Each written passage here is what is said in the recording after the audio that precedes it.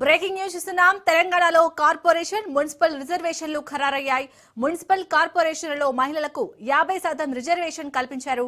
Kothagudem ST general, Ramagundam SC general, Mahabubnagar BC మహిళ, Mancherial BC general, Karimnagar BC general, GHMC general మహిళకు కేటాయించారు.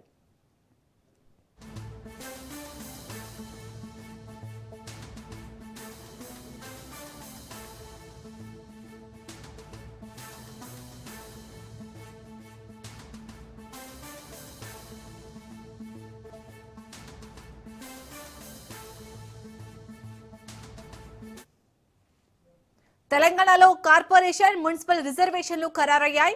Municipal కార్పొరేషన్లలో మహిళలకు 50% reservation కల్పించారు. Kothagudem ST general, Ramagundam SC general, Mahabubnagar BC మహిళ, Mancherial BC general, Karimnagar BC general, GHMC general మహిళకు కేటాయించారు. ఇక ఇదే అంశానికి సంబంధించి పూర్తి డీటెయిల్స్ ని మా ప్రతినిధి సునీల్ అందిస్తారు. సునీల్, రాష్ట్ర వ్యాప్తంగా త్వరలో జరగబోయేటువంటి మున్సిపల్ కార్పొరేషన్ ఎన్నికలకు సంబంధించి రిజర్వేషన్లు ఖరారు చేస్తూ కొద్దిసేపు క్రితమే రాష్ట్ర ప్రభుత్వము ఉత్తర్వులు జారీ చేసింది. ఇందులో ప్రధానంగా మనం చూడొచ్చు 50% రిజర్వేషన్ మించి ఉండకూడదంటే సుప్రీంకోర్టు నిబంధన ప్రకారమే ఈ ఎన్నికలకు సంబంధించిన రిజర్వేషన్లు ఖరారు చేస్తూ కొద్దిసేపు క్రితమే అటు మున్సిపల్ చైర్పర్సన్ డైరెక్టర్, మున్సిపల్ శాఖ డైరెక్టర్ శ్రీదేవి కొద్దిసేపు క్రితమే మీడియా సమావేశంలో ఏర్పాటు చేసి వివరాలన్నీ కూడా ఇచ్చింది. ఇందులో ప్రధానంగా 121 మున్సిపల్ మొత్తం 117 కార్పొరేషన్లు, మరోవైపు 117 మున్సిపాలిటీలు, మరోవైపు 6 కార్పొరేషన్లు, మొత్తం 121 మున్సిపాలిటీకి సంబంధించినటువంటి రిజర్వేషన్లకు సంబంధించిన ఖరారు చేస్తూ కొద్దిసేపు శ్రీదేవి, మున్సిపల్ శాఖ డైరెక్టర్ శ్రీదేవి కొద్దిసేపు ఉత్తర్వులు కూడా జారీ చేసింది. ఇందులో మహిళలకు, మరోవైపు బీసీలకు అధిక ప్రాధాన్యత కల్పిస్తుంది. ఇటీవల డెడికేషన్ కమిషన్ ఇచ్చినటువంటి నివేదిక ఆధారంగా మున్సిపల్ శాఖ రిజర్వేషన్లు ఖరారు చేస్తూ రాష్ట్ర ప్రభుత్వము ఉత్తర్వులు జారీ చేసింది. ఒకసారి రిజర్వేషన్లు గ్రేటర్ హైదరాబాద్ మున్సిపల్ కార్పొరేషను, మరోవైపు బీసీ మహిళకు అంటే జనరల్ మహిళకు రిజర్వేషన్ కల్పిస్తూ రాష్ట్ర ప్రభుత్వం ఉత్తర్వులు జారీ చేసింది. ఇక కొత్తగూడెం మరోవైపు ఎస్టీ రిజర్వేషన్ కల్పిస్తుంది. రామగుండంకు ఎస్సీ రిజర్వేషన్, అదేవిధంగా రామగుండంకు ఎస్సీ జనరల్, అదేవిధంగా ఖమ్మంకు మహిళా జనరల్, అదేవిధంగా నిజామాబాద్కు మహిళా జనరల్, అదేవిధంగా నల్గొండకు మహిళా జనరల్ కేటాయిస్తుంది. ఇక గ్రేటర్ వరంగల్ మున్సిపల్ కార్పొరేషన్కు అన్రిజర్వ్డ్ అంటే దానికి ఎట్టి పరిస్థితుల్లో రిజర్వేషన్లు ఎవరైనా పోటీ చేయొచ్చు. దీంతోపాటు మహబూబ్నగర్కు బీసీ మహిళ రిజర్వేషన్ కల్పించింది. మంచిర్యాలకు బీసీ జనరల్కు, అదేవిధంగా కరీంనగర్కు బీసీ జనరల్. అంటే మేయర్ విషయానికి వస్తే 10 మేయర్లు ఉంటే అందులో 3 బీసీలకు, మరోవైపు ఎస్టీలకు 1, ఎస్సీలకు 1, మిగిలినటువంటి జనరల్ కేటగిరీలో మొత్తం 10 మేయర్ సంబంధించిన విషయంలో రిజర్వేషన్లు ఖరారు చేస్తూ ఉత్తర్వులు జారీ చేసింది రాష్ట్ర ప్రభుత్వము.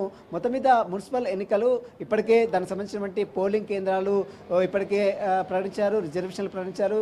ఎన్నికల ఓటర్ల జాబితాను ఇప్పటికే 52 లక్షల మంది ఓటర్లు ఉన్నట్లు ఇప్పటికే ప్రకటించారు. ఇక ఈ రిజర్వేషన్లు కూడా ఖరారయ్యాయి కాబట్టి త్వరలోనే ఎన్నికల షెడ్యూల్ కూడా విడుదలయ్యే అవకాశాలు కూడా తెలుస్తుంది. ఈ నెల 20 తేదీ లోపు ఎన్నికల షెడ్యూల్, ఈ రోజా లేదా రేపు ఎన్నికల షెడ్యూల్ కూడా వచ్చే అవకాశం. ఒకవేళ మేడారం జాతర తర్వాత ముఖ్యమంత్రి రేవంత్ రెడ్డి రేపు ఎల్లుండి మేడారం జాతర ఉంది కాబట్టి ఆ కేబినెట్ సమావేశం అనంతరము ఈ యొక్క రిజర్వేషన్లకు సంబంధించి అంటే ఎలక్షన్ షెడ్యూల్ కూడా విడుదలయ్యే అవకాశం తెలుస్తుంది. మొత్తం మీద ఎన్నికల స్పీడప్ చేసేందుకు, అంటే ఎన్నికలను పూర్తిగా కండక్ట్ చేసేందుకు అటు మున్సిపల్ శాఖ అటు ఇప్పటికే రిజర్వేషన్లు ఖరారు చేసింది కాబట్టి ఎన్నికల సంఘం కూడా త్వరగతిన ఎలక్షన్స్ ప్రశాంతంగా పీస్ఫుల్గా నిర్వహించేగా అన్ని ఏర్పాట్లు కూడా చేస్తుంది. ఇప్పటికే స్టేట్ ఎలక్షన్ కమిషనర్ రాణి కౌముది కూడా ఇప్పటికే జిల్లా కలెక్టర్లతో, జిల్లా అడిషనల్ కలెక్టర్లతో, జాయింట్ కలెక్టర్లతో ఎప్పటికప్పుడు వీడియో కాన్ఫరెన్స్ నిర్వహిస్తుంది. ఇప్పటికే ఓటర్ల జాబితా సిద్ధం చేశారు, ఓటర్లకు సంబంధించినటువంటి పోలింగ్ కేంద్రాలు సిద్ధం చేశారు. ఈరోజు మున్సిపల్ రిజర్వేషన్లు కూడా ఖరారయ్యాయి కాబట్టి త్వరలోనే ఎన్నికల షెడ్యూల్ కూడా విడుదలయ్యే అవకాశం ఉన్నట్లు కూడా మనకు చాలా స్పష్టంగా అర్థమవుతుందని చెప్పవచ్చు. శాలిని, అలాగే సునీల్, ఇప్పుడు ఈ తెలంగాణలో కార్పొరేషన్ అలాగే మున్సిపల్ రిజర్వేషన్ల ఖరారుకు సంబంధించి ఈ రిజర్వేషన్లో బీసీలకు ఎంతవరకు ప్రాధాన్యత ఇచ్చాయనుకోవచ్చు? ఎస్, బీసీలకు డెడికేషన్ కమిషన్ ఇచ్చినటువంటి నివేదికను బేస్ చేసుకొని ప్రస్తుతం అయితే ఈ యొక్క రిజర్వేషన్లు ఖరారు చేసింది. గతంలో 42% రిజర్వేషన్ కల్పిస్తూ అటు శాసన మండలిలోనూ శాసనసభలోనూ ఉభయ సభలో తీర్మానం చేసి గవర్నర్ దగ్గరికి పంపినప్పుడు కూడా ఆ గవర్నర్ దగ్గర బిల్ పెండింగ్లో ఉండడం, ఆ తర్వాత కోర్టులు న్యాయస్థానంలో కొంత అడ్డంకులు రావడంతో 42 బీసీలకు రిజర్వేషన్ కల్పించడంలో కొంత ప్రభుత్వము కొంత ఇబ్బందులు తలెత్తాయి కాబట్టి ఆ విషయం మాత్రము ఇప్పటికీ ఇంకా పెండింగ్లోనే ఉంది. ప్రస్తుతం అయితే అటు సుప్రీంకోర్టుకు వెళ్ళినప్పుడు కూడా సుప్రీంకోర్టు గతంలో ఇచ్చిన తీర్పును బేస్ చేసుకొని రాష్ట్ర ప్రభుత్వం తీసుకొచ్చిన జీవోపై ఎలాంటి నిర్ణయం కూడా తీసుకోలేదు. కాబట్టి గతంలో 2011 జనాభా లెక్కల ప్రాతిపదికన జనగణన ప్రకారము ప్రస్తుతమైతే రిజర్వేషన్లు ఖరారు చేసింది. మరోవైపు ఈ బీసీలకు సంబంధించిన రిజర్వేషన్ సంబంధించిన అంశంలో డెడికేషన్ కమిషన్ ఇచ్చిన నివేదికని బేస్ చేసుకొని ఈరోజు రిజర్వేషన్ మున్సిపల్ అదేవిధంగా కార్పొరేషన్ ఎన్నికలకు సంబంధించిన రిజర్వేషన్లు ఖరారు చేస్తూ రాష్ట్ర ప్రభుత్వం ఉత్తర్వులు జారీ చేసింది. ఇందులో మేయర్ సీట్లలో దాదాపు ముగ్గురికి అంటే మూడు స్థానాలకు మేయర్ 3 స్థానాలకు బీసీలకు కేటాయించింది. ఒకటి ఎస్సీలకు, ఒకటి ఎస్టీలకు, మరోవైపు జనరల్ కోటాల్లో మిగిలినటువంటి వారికి రిజర్వేషన్ కల్పిస్తూ కొత్త ఉత్తర్వులు కూడా రాష్ట్ర ప్రభుత్వం జారీ చేస్తుంది. కాబట్టి ఈ రిజర్వేషన్ల ఆధారంగానే మరికొన్ని రోజుల్లోనే మున్సిపల్ ఎన్నికలతో పాటు కార్పొరేషన్ ఎన్నికలు కూడా సజావుగా నిర్వహించేందుకు ఇప్పటికే రాష్ట్ర ప్రభుత్వం సిద్ధమైంది. ఎలక్షన్ కమిషన్ కూడా రిజర్వేషన్లు కూడా ఖరారయ్యాయి. కాబట్టి త్వరలోనే ఎన్నికల షెడ్యూల్ కూడా ప్రకటించే అవకాశం ఉంది. Shalini. Right, thank you Sunil.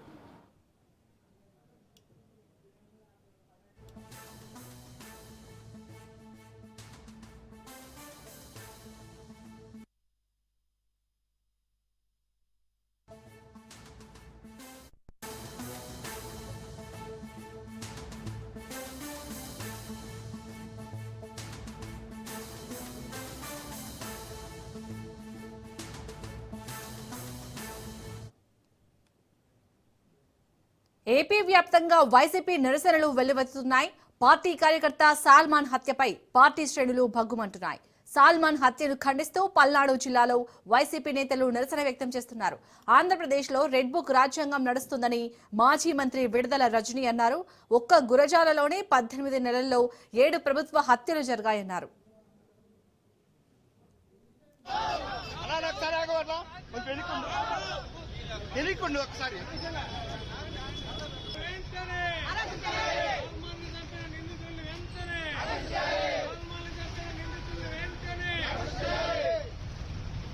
Ambedkar రాజ్యాంగాన్ని ప్రభుత్వం వెంటనే చంద్రబాబు చంద్రబాబు ప్రభుత్వం పవన్ కళ్యాణ్ లోకేష్.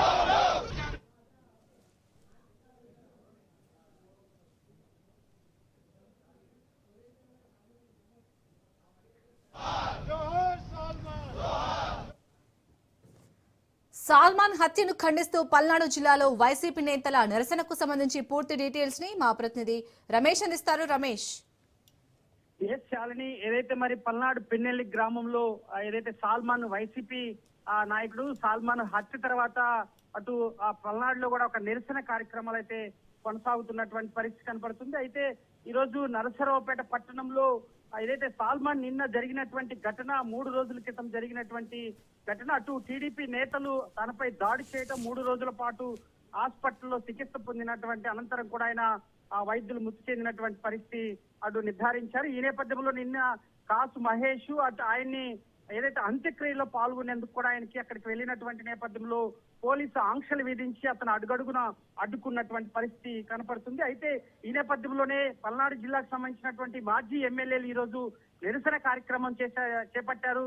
నరసరావుపేట గడియార స్తంభం దగ్గర కూడా నిరసన కార్యక్రమం చేపట్టి ఏదైతే కూటమి ప్రభుత్వంలో అటు రెడ్ బుక్ రాజ్యాంగం కొనసాగుతుందంటూ కూడా అటు మండిపడినటువంటి పరిస్థితి కనపడుతుంది. అటు మాజీ మంత్రి విడుదల రజనీతో పాటు అటు వర్కింగ్ ప్రెసిడెంట్ గా ఉన్నటువంటి శ్రీనివాస్ రెడ్డితో పాటు అటు కాసు మహేష్ మాజీ ఎమ్మెల్యేలు కూడా పెద్ద ఎత్తున కూడా పాల్గొన్నారు. కార్యకర్తలు నల్ల జెండాలతో కూడా నిరసన కార్యక్రమం చేసినటువంటి పరిస్థితి కనపడుతుంది. అయితే ఏదైతే సాల్మన్ హత్యకు సంబంధించి కూడా సరైన విచారణ జరపాలి, అదేవిధంగా ఎవరైతే బాధ్యులు ఉన్నారో వారిపైన కఠిన చర్యలు తీసుకోవాలంటూ కూడా అటు వైసీపీ డిమాండ్ చేస్తున్నటువంటి పరిస్థితి కనపడుతుంది. నిన్న కాష్ మహేష్ ని అడ్డుకున్నటువంటి సమయంలో సాక్షాత్తు మాజీ ముఖ్యమంత్రి వైఎస్ జగన్మోహన్ రెడ్డి కూడా ఫోన్ లో సంప్రదించారు. వారి కుటుంబ సభ్యులకు కూడా పరామర్శించారు. ఏదైతే మరి సాల్మాన్ కుటుంబాన్ని కూడా అటు వైసీపీ నేతలు ఆదుకుంటామంటూ కూడా హామీ ఇచ్చినటువంటి నేపథ్యంలో కూటమి ప్రభుత్వం పైన నిప్పులు చెరిగారు. ఏదైతే మరి 15 నెలల కాలంలో దాదాపు 300 కుటుంబాలు పల్నాడు జిల్లా నుంచి కూడా మరి పునరావాస కేంద్రాలకి వెళ్ళినటువంటి పరిస్థితి కనపడుతుంది.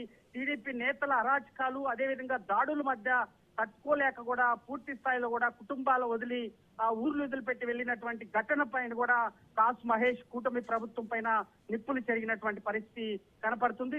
ఈ సాల్మాన్ హత్యకు సంబంధించి కూడా సాక్షాత్తు కాసు ఏదైతే మరి వైఎస్ జగన్మోహన్ రెడ్డి కూడా తీవ్రంగా తప్పుపట్టారు. ఏదైతే రాష్ట్రంలో రెడ్ బుక్ రాజ్యాంగం కొనసాగుతుంది, ఏదైతే అంబేద్కర్ రాజ్యాంగం కూడా పూర్తిగా కూడా కనుమరుగైపోతుందంటూ కూడా వైసీపీ నేతలు తీవ్ర స్థాయిలో విమర్శలు చేస్తున్నటువంటి పరిస్థితి కనపడుతుంది. ఈ హత్యకి అటు మంత్రి నారా లోకేష్ తో పాటు చంద్రబాబు బాధ్యత వహించాలంటూ కూడా అటు వైసీపీ డిమాండ్ చేస్తున్నటువంటి పరిస్థితి కనపడుతుంది. అటు మాజీ మంత్రి విడుదల రజని కూడా అటు కూటమి ప్రభుత్వం పైన తీవ్ర వ్యాఖ్యలు చేసినటువంటి పరిస్థితి కనపడుతుంది.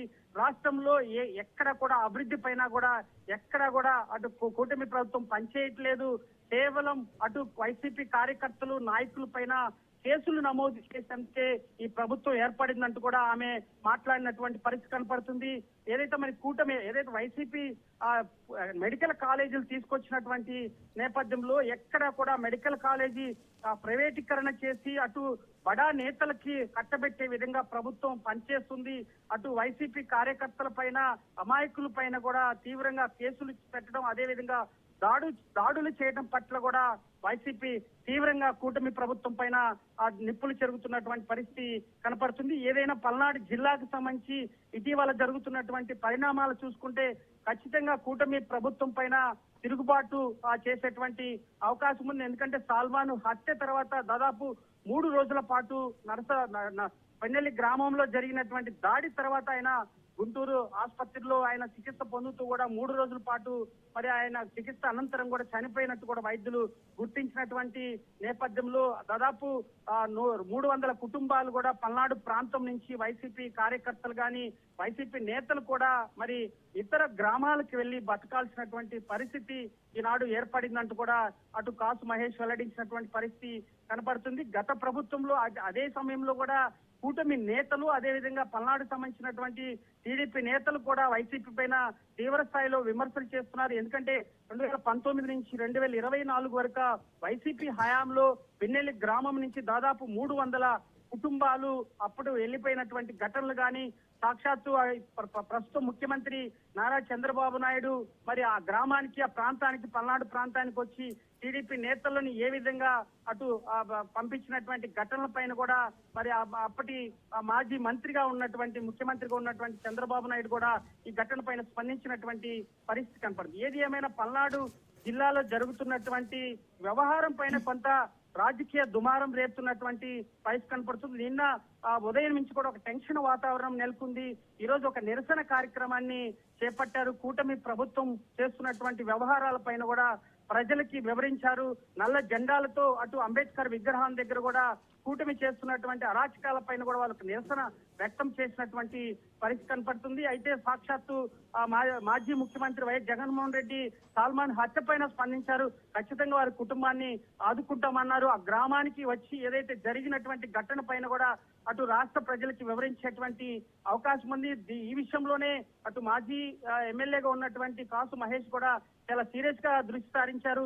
నేడు ఆ గ్రామానికి కూడా వెళ్లారు. అటు పిన్నెల్లి గ్రామానికి సంబంధించినటువంటి ఎవరైతే గ్రామాలు విడిచి వైసీపీ కార్యకర్తలు వెళ్లిపోయారో వారందరినీ కూడా మరి సొంత గ్రామాలకు తీసుకొచ్చే యోచనలో కూడా ఉన్నటువంటి పరిస్థితి కనపడుతుంది. గత ప్రభుత్వంలో ఏ విధంగా కొనసాగిందో ఇలాంటి గ్రామాలు విడిచిపెట్టేటువంటి సంస్కృతి మళ్ళీ అదే సంస్కృతి కూటమి ప్రభుత్వం కూడా కొనసాగుతుందని చెప్పుకోవచ్చు. ఏది ఏమైనా కేవలం రాజకీయ ఆధిపత్య పోరు వలన కేవలం అమాయకులైన కార్యకర్తలు కూడా బలైపోతున్నటువంటి పరిస్థితి కనపడుతుంది. గత ప్రభుత్వంలో కూడా ఇదే గ్రామంలో టీడీపీ కార్యకర్తలు 2 ముస్లిం నేతలు హత్య చేసినటువంటి ఘటనలు ఉన్నటువంటి పరిస్థితి కనపడుతుంది. ఇదే సమయంలో వైసీపీ కూటమి ప్రభుత్వం వచ్చిన తర్వాత కూడా వైసీపీ కార్యకర్తలు అమాయకులు బలవుతున్నటువంటి పరిస్థితి కనపడుతుంది. దీనిపైన జిల్లా పోలీస్ యంత్రాంగం చాలా సీరియస్ గా దృష్టి సారించాల్సినటువంటి అవసరం ఉంది. అటు హోంమంత్రి కూడా దీనిపైన స్పందించాల్సినటువంటి అవసరం. ఎందుకంటే సామాన్య కార్యకర్తలు పూర్తి స్థాయిలో రాజకీయ ఆధిపత్య పోరు వలన కూడా సామాన్య కార్యకర్తలు బలైపోతున్నటువంటి నేపథ్యంలో ఖచ్చితంగా హోంశాఖ కూడా స్పందించాలి. పల్నాడు జిల్లా ఎస్పీకి కూడా నిన్న అటు కాసు మహేష్ చాలా ఘాటైన వ్యాఖ్యలు చేశారు. అక్కడ ఉన్నటువంటి సిఐ భాస్కర్ పైన కూడా తీవ్ర వ్యాఖ్యలు చేశారు. కేవలం ఒక చిన్నపాటి సెక్షన్స్ కట్టి కూడా మరి చేతులు దులుపుకున్నటువంటి పరిస్థితి. పోలీసుల వ్యవహారం పైన పోలీసులు చేస్తున్నటువంటి ఈ చట్టాల వ్యవహారం పైన కూడా పూర్తిగా కాసు మహేష్ మండిపడినటువంటి పరిస్థితి కనపడుతుంది. ఇలాంటి ఘటనల పైన పునరావృతం అవ్వకుండా కూడా ఖచ్చితంగా జిల్లా ఎస్పీ దృష్టి సారించాల్సినటువంటి అవసరం ఉంది. అదేవిధంగా సామాన్య ప్రజలు ఈ ఘర్షణ వాతావరణం వలన కూడా కొంత భయాందోళనకు గురవుతున్నటువంటి నేపథ్యంలో పోలీసు యంత్రాంగం కూడా దృష్టి సారించాల్సినటువంటి అవసరం ఖచ్చితంగా ఉంది Shalini. Right, thank you Ramesh.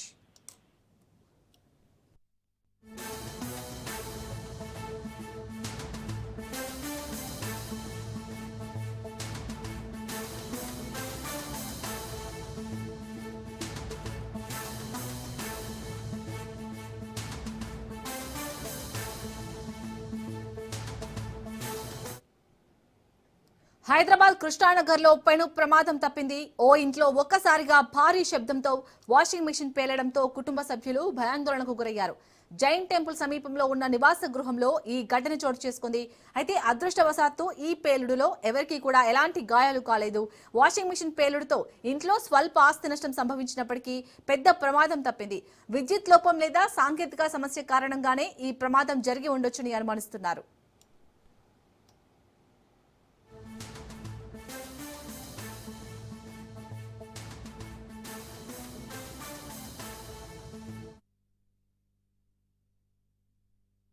నా పేరు సాంబశివరెడ్డి అండి.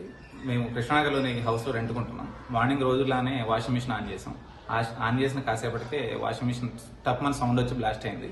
దానివల్ల మొత్తం మంటలు వచ్చేసినాయి. బాగా ఫుల్ ఫాగ్ వచ్చేసి మెయిన్ ఆఫ్ చేసే లోపే ఇదంతా డ్యామేజ్ జరిగిపోయింది. దాని పక్కనే బెడ్రూమ్లో ఉన్న ఫ్రిడ్జ్ కూడా విండోస్ అంతా కాలిపోయేసరికి ఫ్రిడ్జ్ కూడా ఖరాబ్ అయింది. మొత్తం ఆ హీట్ అంతా ఫ్రిడ్జ్ కూడా వ్యాపించింది. ఇట్లా జరిగేసరికి మొత్తం ఫైర్ డిపార్ట్మెంట్కి కాల్ చేసిన కాసేపటికి వచ్చేటప్పటికే అప్పటికే జరగాల్సిన నష్టం మొత్తం జరిగిపోయింది.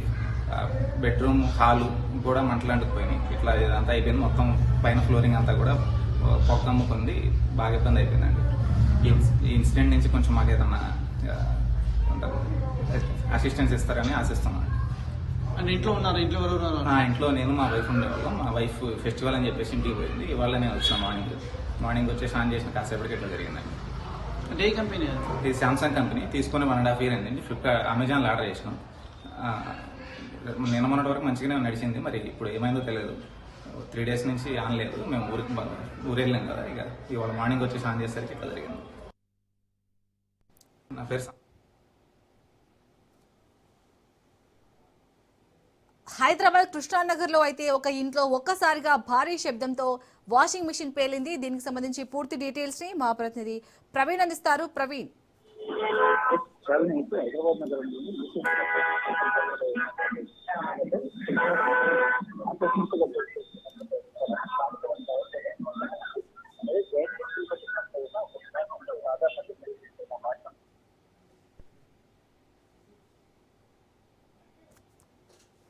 Right, thank you Praveen.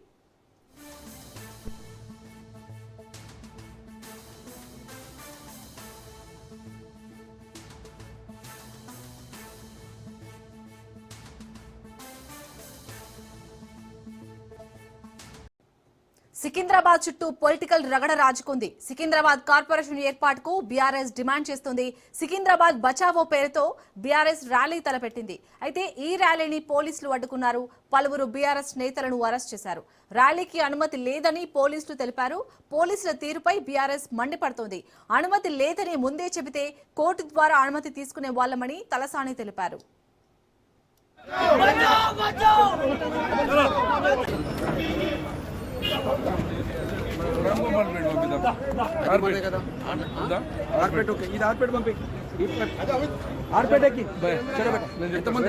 తీసుకోరాదు జరగండి.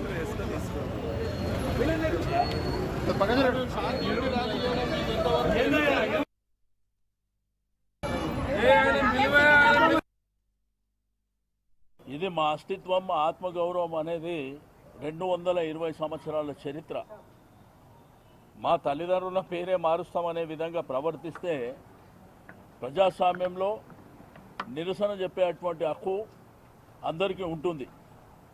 మీరు రాత్రి 10 గంటల 40 నిమిషాలకు మీరు రిజెక్షన్ అని చెప్పి మేము అప్లై చేసింది 5 రోజుల కింద. ఒకవేళ మీరు నిన్ననో మొన్ననో రిజెక్షన్ చేస్తే మేము కోర్టు ద్వారా పర్మిషన్ తీసుకుంటుంటే, ఈరోజు ముఖ్యమంత్రి గారు ఎక్కడన్నా పోతేనేమో అందరిని అరెస్ట్ చేస్తున్నారు ప్రతిపక్ష పార్టీలని. వాళ్ళేమో ఇష్టానుసారం ర్యాలీలు చేసుకోవచ్చు. సెక్రటరేట్ రిస్ట్రిక్టెడ్ ఏరియా, సెక్రటరియట్ ముంగట కూడా ముఖ్యమంత్రి గారు పాదయాత్రలు చేసుకోవచ్చు. కానీ ప్రజాస్వామ్యం లోపల మాకు హక్కు లేనట్టు, మా ప్రాంతం పేరు లేకుండా మా అస్తిత్వం మీద దెబ్బ కొట్టినప్పుడు ప్రజాస్వామ్యబద్ధంగా మేము నిరసన చెప్పేటువంటి కార్యక్రమాన్ని ఈరోజు ఏర్పాటు చేసుకున్నాం. మీరు చూస్తే ఒక కర్ఫ్యూని తలపించే విధంగా కొన్ని వేలాది మంది పోలీసులు పెట్టి ఎక్కడదక్కడ అరెస్టుల పర్వం కొనసాగించడం అనేది దుర్మార్గమైనటువంటి చర్య. దీన్ని తీవ్రంగా ఖండించడమే కాకుండా మళ్ళీ ఫస్ట్ వీక్లో కోర్టుకు పోతాం, న్యాయపరంగా పర్మిషన్ తీసుకొని మళ్ళీ ర్యాలీ కంటిన్యూ చేస్తామని చెప్పి నేను ఈ సందర్భంగా తెలియజేస్తా ఉన్నాను. సీఎం రేవంత్ పై మాజీ మంత్రి కేటీఆర్ విరుచుకుపడ్డారు. సీఎం రేవంత్ తుగ్లక్లా నిర్ణయాలు తీసుకుంటున్నారని ధ్వజమెత్తారు. సికింద్రాబాద్ అస్తిత్వాన్ని దెబ్బతీస్తున్నారన్నారు. రేవంత్ తుగ్లక్ నిర్ణయాలు మానుకోవాలని, లేదంటే తీవ్ర పరిణామాలు ఉంటాయని హెచ్చరించారు.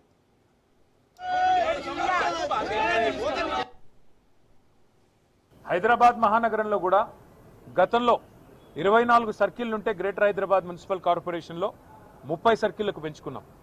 గతంలో 4 జోన్లుంటే 6 జోన్లు చేసుకున్నాం. ప్రతి జోనల్ కమిషనర్కి, ప్రతి డిప్యూటీ కమిషనర్కి శాంక్షన్ లిమిట్స్ పెంచుకున్నాం. అంటే ఇవన్నీ చేసుకున్నాం, కానీ హైదరాబాద్ అస్తిత్వాన్ని మాత్రం మేము ముట్టుకోలేదు. హైదరాబాద్ అస్తిత్వాన్ని దెబ్బతీసే ప్రయత్నం చేయలేదు. ఎందుకంటే హైదరాబాద్ అనేది ఒక హైదరాబాద్ ప్రజలకు సంబంధించి కాదు, తెలంగాణ ప్రజలందరికీ గర్వకారణమైన ఒక ఐడెంటిటీ హైదరాబాద్, సికింద్రాబాద్ జంట నగరాలు అంటే మనం చిన్నప్పటి నుంచి వింటున్న మాట. అట్లాంటిది ఇవాళ ఈ తుగ్లక్ ముఖ్యమంత్రి ఆయన తీసుకున్న ఒక నిర్ణయం వల్ల సికింద్రాబాద్కు ఒక ఐడెంటిటీ అనేది లేకుండా, ఒక అస్తిత్వం అనేది లేకుండా సికింద్రాబాద్ని శాశ్వతంగా చరిత్ర పుటలకి మరి పరిమితం చేసే విధంగా ఈ ముఖ్యమంత్రి, ఈ ప్రభుత్వం తీసుకున్న ఒక నిర్ణయాన్ని వ్యతిరేకిస్తూ, ఒక రాజకీయ పార్టీ కాదు, సికింద్రాబాద్లోని అన్ని వర్గాల ప్రజలు ఒకటై, దానిలో అక్కడ ఉన్న ప్రజాప్రతినిధులంతా మా వాళ్ళు, మరి ఇక్కడ పుట్టిన బిడ్డలుగా మరి మీరు కదా కాపాడాలి, ఈ ప్రభుత్వం తుగ్లక్ పనులు చేస్తుంటే మీరేం చెయ్యరా అని వారు మీటింగ్లు పెట్టి పిలిస్తే మేము మా పార్టీగా పోయి చెప్పినాము. ఏం చెప్పాము? ఈ జంట నగరాలు జోడెద్దులు, ఈ జంట నగరాలకు స్పెషల్ ఐడెంటిటీ ఉన్నది. లష్కర్ అంటారు, పట్నం అంటారు. ఇట్లాంటి అస్తిత్వాన్ని దెబ్బతీయకండి, అనవసరంగా తుగ్లక్ పనులు చేయకండి. ఈ జంట నగరాల్లో ఒక ఇల్లు కట్టినావా కనీసం? ఒక ఇటుక పెట్టినావా ఈ 2 ఏళ్లలో? ఒక్క ఇల్లు కనీసం 2 ఏళ్ళు అయిపోయింది, చేయలేదు, మంజూరు చేయలేదు. ఒక్క కొత్త రోడ్ వేసినావా? ఒక్క కొత్త ఫ్లైఓవర్ కట్టినావా? ఏదీ లేదు. ఉన్నవి గుల్లగొట్టుడు తప్ప కట్టిందైతే ఏం లేదు. ఆదిలాబాద్ జిల్లా కేంద్రంలో మాజీ మంత్రి జోగు రామన్న ఇంటి వద్ద ఉద్రిక్తత నెలకొంది. జోగు రామన్నను అరెస్ట్ చేశారు పోలీసులు. Chanaka Korata barrage pump house శుద్ధి కార్యక్రమానికి జోగు రామన్న పిలుపునివ్వడంతో ఆయన ఇంటి వద్ద భారీగా పోలీసులు మోహరించారు. ఈ నేపథ్యంలోనే కాంగ్రెస్ ప్రభుత్వంపై పోలీసులపై ఆగ్రహం వ్యక్తం చేశారు. సీఎం రేవంత్ రెడ్డి నిన్న ప్రారంభించిన కొరాటా చనాకా బ్యారేజీకి ₹1 ఇవ్వలేదని, నయా పైసా ఇవ్వకుండా ఎలా ప్రారంభించారని జోగు రామన్న ప్రశ్నించారు. చనాకా కొరాటా బ్యారేజ్ ని సీఎం మలినం చేశారని, దాన్ని శుద్ధి చేసే కార్యక్రమం పెట్టుకుంటే పోలీసులు ఎక్కడికక్కడ అడ్డుకుంటున్నారని ఆగ్రహం వ్యక్తం చేశారు. పోలీసులు కూడా కాంగ్రెస్ కార్యకర్తల్లాగా వ్యవహరిస్తున్నారన్నారు. ఎన్ని రోజులు మమ్మల్ని ఆపినా ఏదో ఒక రోజు ప్రాజెక్టును శుద్ధి చేస్తామన్నారు.